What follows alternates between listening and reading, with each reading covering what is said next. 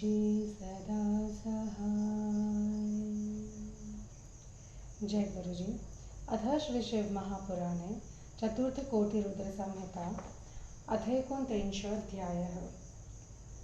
सूत उवाच अथातः सम्प्रवक्ष्यामि नागेशाख्यं परात्मनः ज्योतिरूपं यथा जातं परमं लिङ्गमुत्तमं दारुका राक्षसी काचित् पार्वती वरदर्पिता दारुकक्षपतिस्तस्या बभूव बलवत्तरः बहुभिः राक्षसैः तत्र चकार कदनं सतां यज्ञध्वंस्वं च लोकानां धर्मध्वंस्वं तदा करोत् पश्चिमे सागरे तस्य वनं सर्वसमृद्धिमत योजनानां शोषभिर्विस्तृतं श्रुतं सर्वतो दिशम दारुका स्वविलासार्थ यत्र गच्छति तद्वनं भूम्या च तरुभिस्तत्र सर्वोपकरणैर्युतं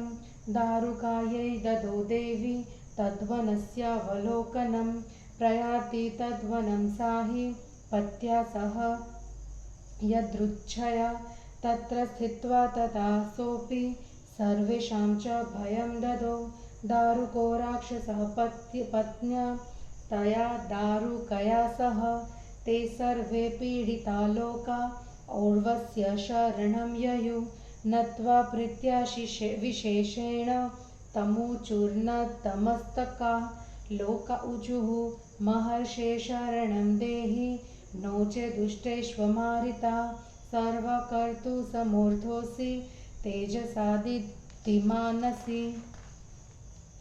पृथ्व्यां न वर्तते कश्चित् त्वां विना शरणं च नः यामो यस्य समीपे तु स्थित्वा सुखमवाप्नुमः त्वां दृष्ट्वा राक्षसाः सर्वे पलायन्ते विदूरतः त्वयि शैवं सदा तेजो विभाति ज्वलनो यथा।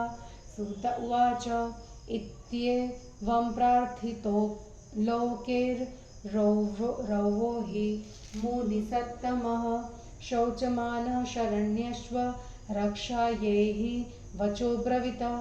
और्व उवाच पृथिव्यां यदि रक्षांसि हिंस्युर्वे प्राणिनस्तदा स्वयं प्राणैर्विजुर्जेयु राक्षसा बलवत्तरा यदा यदा न हन्येरंस्तदा प्राणैर्वियोजिता भवन्तु राक्षसाः सर्वे सत्यमेतन्मयोच्यते।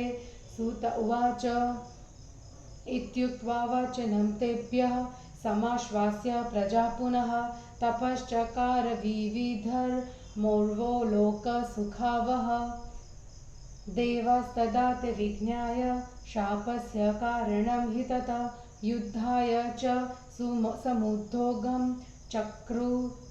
चक्रुर्देवारिभिः सह सर्वेष्वैव प्रयत्नेष्व नानायुधधरासुराः सर्वे शक्रादयस्तत्र युद्धार्थ समुपागता तान् दृष्ट्वा राक्षसास्तत्र विचारे तत्परा पुनः बभूवुत्सेऽखिला दुष्टा मिथो ये यत्र संस्थिताः राक्षस ऊचुः किं कर्तव्यं गन्तव्यं सकटः समुपागतः युध्यते म्रियते चैव युध्यते न विहन्यते तथैव स्थीयते चैद्वे भक्ष्यते किं परस्परं दुःखं हि सर्वथा जातं क एनं विनिवारयेत्।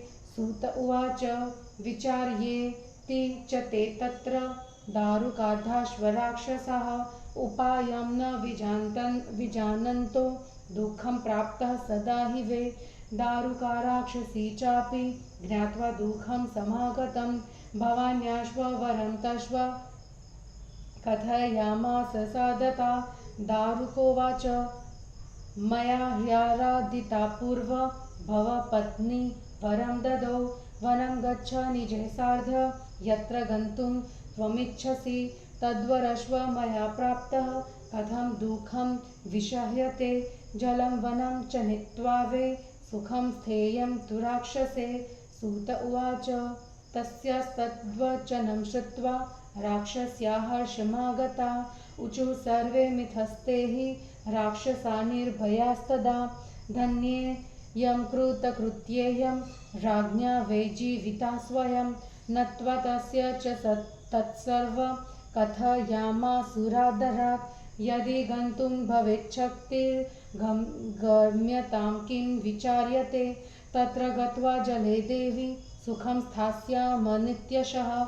एतस्मिन्नन्तरे लोका दैवैः सार्धं समागता। युद्धाय विविधे दुःखे पीडिता राक्षसे पुरा। पीडिताश्व तदा तस्या भवान्या बलमाश्रितः। समग्रं नगरं नीत्वा जलस्थलसमन्वितं। जय जयेति दिव्यास्तु स्तुतिमुच्चार्य राक्षसी। तत उड्डयनं कृत्वा सपक्षो गिरिराद्यथा। समुद्रस्य च मध्ये सा संस्थिता निर्भया तदा।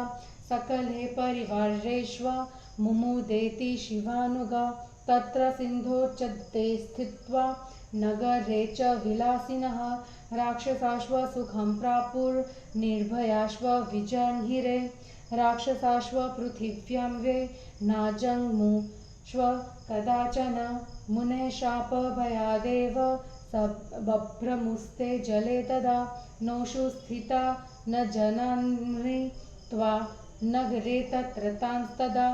चिक्षिपुर्बन्धनागारे काञ्चिञ्जन्धुनुस्तदा हिते। यथा यथा पुनः पीडां चक्रुस्ते राक्षसास्तदा। तत्र स्थिता भवान्याश्व वरदानाश्व निर्भया।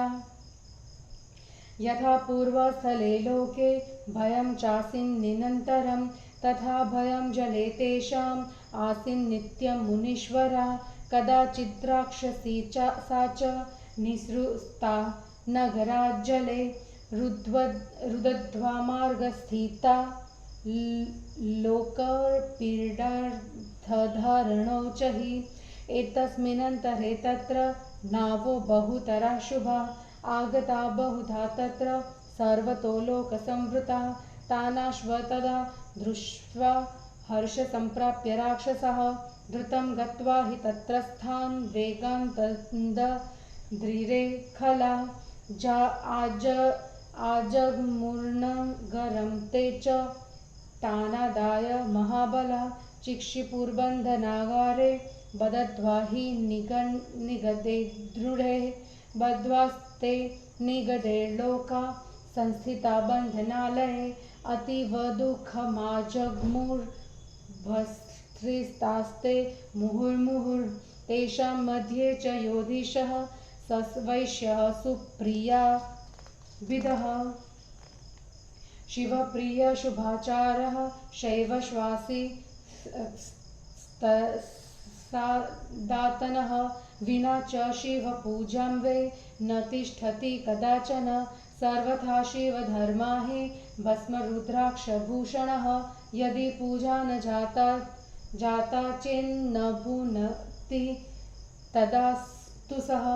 अतस्तत्रापि वैश्यसो चकार शिवपूजनं। कारागृहागतः सोऽपि बहुष्वाशिक्षयद्दत्ता। शिवमन्त्रं च पूजां च पार्थिवीमृषि सत्तमा। ते सर्वे च तदा तत्र शिवपूजां स्वकामदां चक्रिरे विधिवत्तत्र। यथा दृष्टं यथा श्रुतं।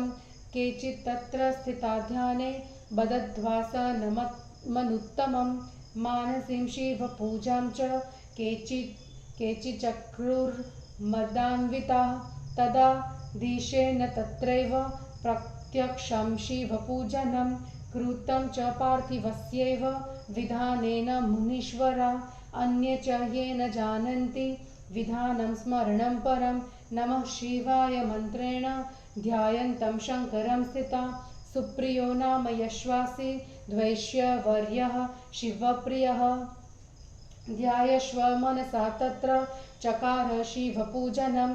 यथोक्तरूपी शम्भुष्व प्रत्यक्षं सर्वमाददे। सोऽपि स्वयं न जानाति गृह्यते न शिवेन वै। एवं च क्रियमाणस्य वैश्यस्य शिवपूजनं व्यतियुस्तत्र शश्मासा निर्विघ्नेन मुनीश्वर। अतः परं च यज्जातं चरितं शशिमौलिनः तच्छृणुध्वमृश्रेष्ठाः सावधानेन चेतसा।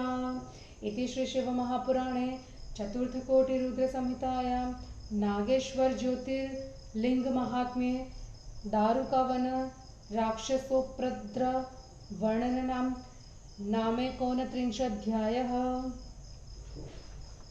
हिंदी अनुवाद।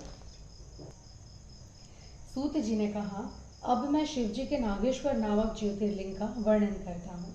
जिस प्रकार यह लिंग उत्तम कहा गया, दारुका नाम की एक राक्षसी थी। इसके बलवान पति का नाम दारुक था। यह राक्षसी पार्वती से वर पाकर घमंडी हो गई थी। वह दारुक अनेक राक्षसों को साथ लेकर सज्जनों का वध करता था। यज्ञों तथा धार्मिक कृत्यों में भी विघ्न किया करता था। पश्चिम समुद्र के तट पर उसका बहुत बड़ा वन था, जो 16 योजन चारों दिशाओं में फैला था। दारुका राक्षसी अपने विहार के लिए वन में जिस ओर जाती थी, उधर सभी सामग्री से तथा सुंदर वृक्ष से युक्त भूमि उसे प्राप्त होती थी। देवी ने वह वन दारुका को दे दिया था। वह अपने पति के साथ उस वन में अपनी इच्छा से घुमा करती थी। वहां अपनी स्त्री के साथ रहकर उस दारुक राक्षस ने सबको पीड़ित किया। वे सभी दारुक के भय से आतंकित लोग और वह ऋषि की शरण में गए। उनको भक्ति से प्रणाम कर सिर झुकाकर कहने लगे। लोगों ने कहा, हे महर्षि, आप सब कुछ करने में समर्थ हैं। आप अपने तेज से प्रकाशित है। आप हमारी रक्षा कीजिए, नहीं तो यह दुष्ट राक्षस हमको मार देगा। इस पृथ्वी में आपके सिवाय हमारा कोई रक्षक नहीं है, जिसकी शरण में जाकर सुख पा सके। आपको देखकर सभी राक्षस दूर से भाग जाते हैं। आप में सदा शिव जी का दाहक तेज विद्यमान रहता है। सूत जी ने कहा, इस प्रकार लोगों द्वारा प्रार्थित औरव मुनिवर ने सोचकर शरण देने तथा रक्षा करने के लिए कहने लगे।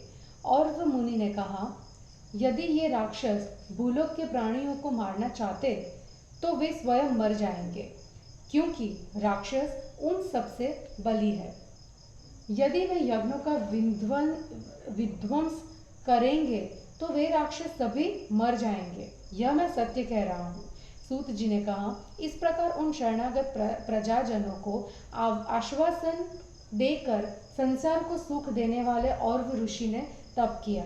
तब देवताओं ने शाप के कारण को जानकर दैत्यों के साथ युद्ध करने की तैयारी कर ली।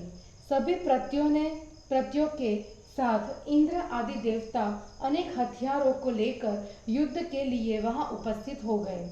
उन देवताओं को युद्ध के लिए तत्पर हुए देखकर वे सभी दुष्ट राक्षस इकट्ठा होकर विचार करने लगे। राक्षसों ने कहा, क्या करना चाहिए, कहाँ जाना चाहिए? हमारे सामने संकट आ गया है।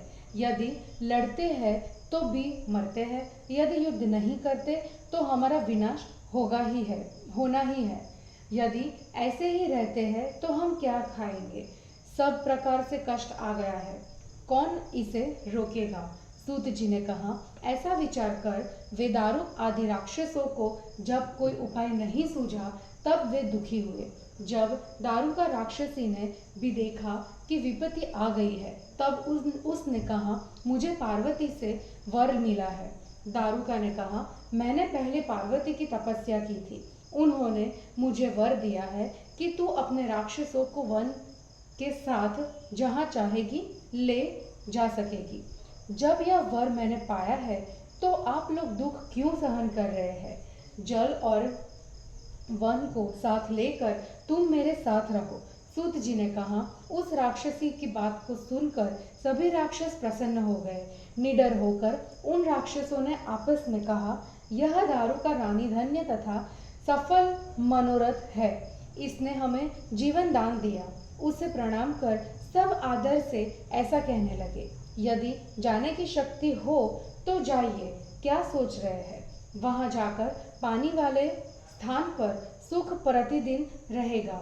इसी बीच में देवताओं के साथ जनता भी राक्षसों के साथ युद्ध करने के लिए आ गई, जिन्हें राक्षसों ने पहले कष्ट दिया था। पार्वती के बल का सहारा लेकर वह राक्षसी संपूर्ण नगर जल थल को ही लेकर चल दी। जय जय कहकर उसने देवी की स्तुति की। तब वह राक्षसी हिमालय की भांति उड़ने लगी। वह पार्वती की भक्त दारुका अपने संपूर्ण परिवार के साथ समुद्र के मध्य में स्थित होकर प्रसन्न हो गई। उस समुद्र के बीच में विलासी पुरुषों की भांति रहकर राक्षस सुखी एवं निडर होकर विहार करने लगे। फिर राक्षस वहां से कभी पृथ्वी पर मुनि के शाप के भय से नहीं आए। वे केवल जल के ऊपर ही भ्रमण करते रहे। तब वे राक्षस नाव में रहने वाले लोगों को अपने नगर में ले जाकर अपने बंधन गृह में बंद कर देते थे, किसी को मार भी देते थे। जैसे जैसे वे राक्षस भवानी के वरदान से निर्भय होकर लोगों को कष्ट पहुंचाने लगी, हे मुनिवरों, उन्हें पहले जैसा भय स्थल में हो रहा था, वैसा ही भय उन्हें प्रतिदिन जल में भी होने लगा। किसी समय वह राक्षसी नगर से निकलकर जल में प्रवेश कर गई और प्राणियों को कष्ट देने के लिए पृथ्वी और जल का मार्ग रोककर स्थित हो गई। इसी बीच में वहां आदमियों से भरी अनेक नाव चारों ओर से आ गई। उन नावों को मनुष्यों से भरी देखकर वे राक्षस प्रसन्न हुए और नावों में जाकर उन आदमियों को पकड़ने लगे। वे महाबली उनको लेकर नगर में आए और उन्हें हथकड़ी बेड़ी लगाकर बंधन में डाल दिया। तब वे लोग हथकड़ी बेड़ी से बंधकर बंधन में पड़कर उन शत्रुओं द्वारा बार बार अपमानित होकर दुखी हुए। उनके बीच में जो उनका स्वामी सुप्रिय नाम वाला था, वह सच्चरित्र शिव भक्त तथा शैव था।